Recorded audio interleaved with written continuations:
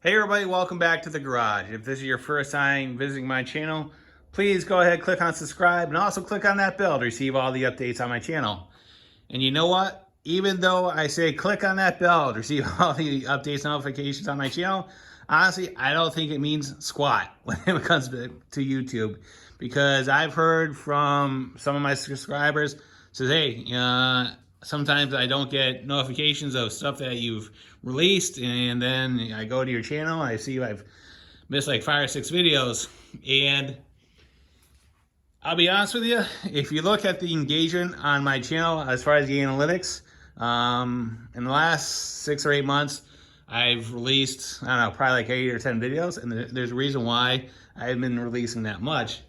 But anyway, if you look at the analytics based on my subscriber count, and you look at the views based on what you see in a week or two, I'm averaging 0.0016% as far as engagement from my subscribers and the videos that they watch when I release them, right? And my situation is not unique. It's pretty much going around pretty much on YouTube. If you look at some of the bigger channels and even some of the smaller channels, if you look at the stats, you'll see that, big channels with 1 million subscribers, and you look at what people are actually watching, sometimes the engagement is relatively low. And a lot of that is because what YouTube has done in the last 18 months, right? And basically they completely changed the algorithm as far as how they're bringing content to their audience. And you'll probably even notice this on your own. If you actually do a search for YouTube, something on, pick a keyword, right? Polaris or Skidoo or quad or camping or paint, whatever. And if you go in your results field, right? What you're gonna see is 5 or 6 videos that are relevant to what you search for. And then you're gonna see a bunch of stuff that is populating in suggestions that is completely irrelevant to what you're searching for. And the reason is YouTube wants you to watch that stuff, right? And it really has no reason to be on your search results, right? But anyway, that's what YouTube is doing, right?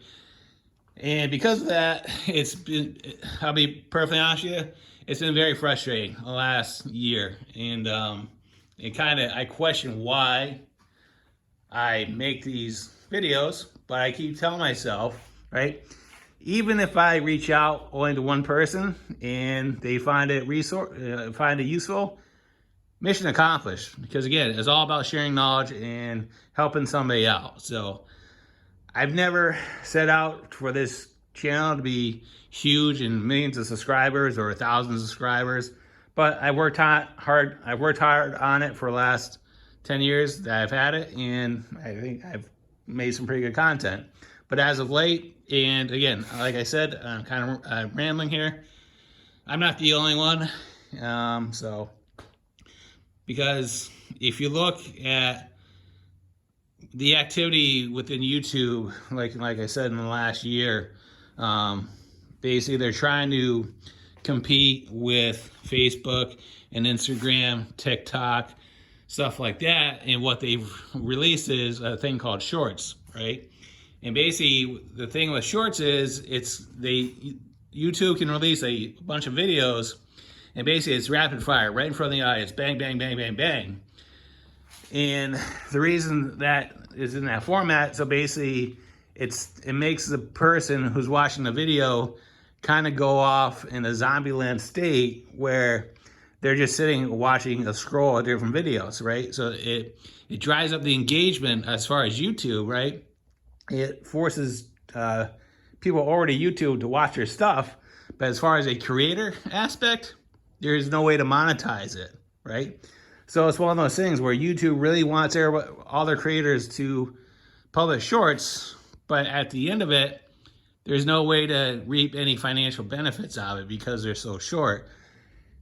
And YouTube will say, oh, it's there because it's going to drive up activity on your channel. But really, if you think about it, because some of these videos are only 30 seconds to a minute long, you get the viewer watching it real quick, And before they can even think about, so, oh, maybe I should go subscribe to that channel, another short is basically presented to them. And basically, we all know that most people have a very short attention span and they're on to something else.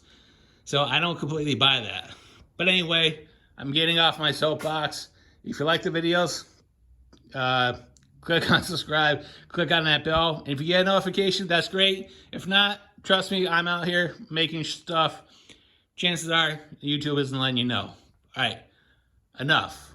I'm done bitching. All right. So Project Give Back. This is where we're at. Right. So last thing we did is I pulled the exhaust valves off. Got the pipe back on there. I basically cleaned up the shield. Got the Y pipe into the pipe. Silicone. Got it siliconed over there. Also changed the chain case fluid. That actually was pretty dirty, but nothing out of the ordinary. I just pumped it out with a little transfer pump.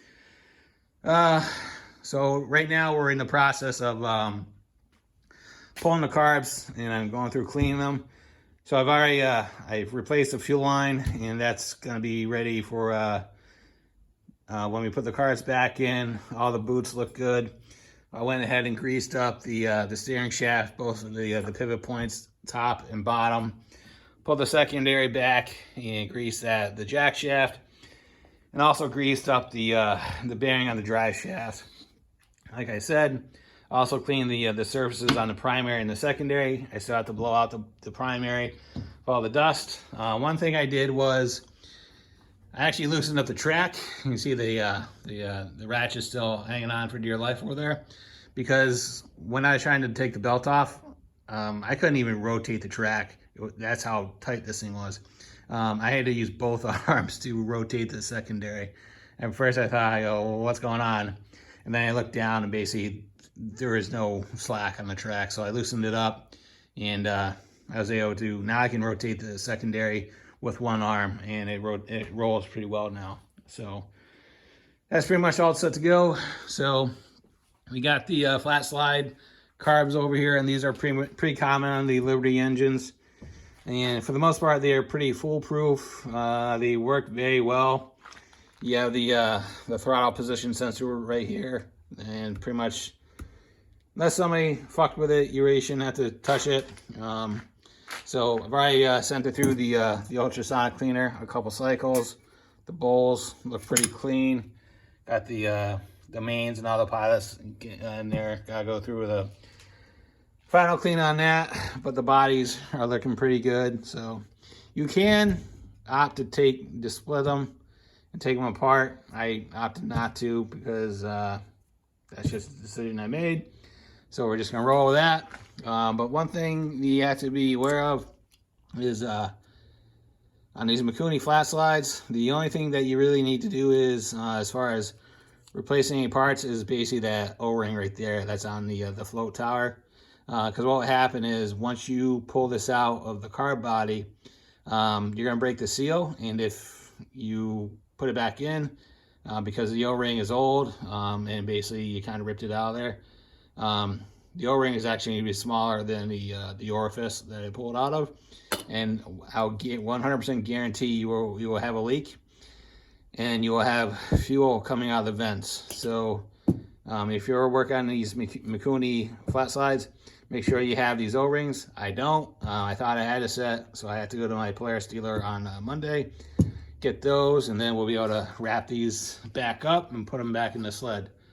So, all right, that's pretty much it on Project Give Back. My goal when I picked this up was to have it done by the end of, by Labor Day weekend, which is basically a week away. The only thing I really have left to do is basically just pull off this trailing arm, because if you notice, somebody has replaced it at one point. It should be red, it shouldn't be silver. And the tie rod, I believe that should be red, or it should be black. No, it's silver.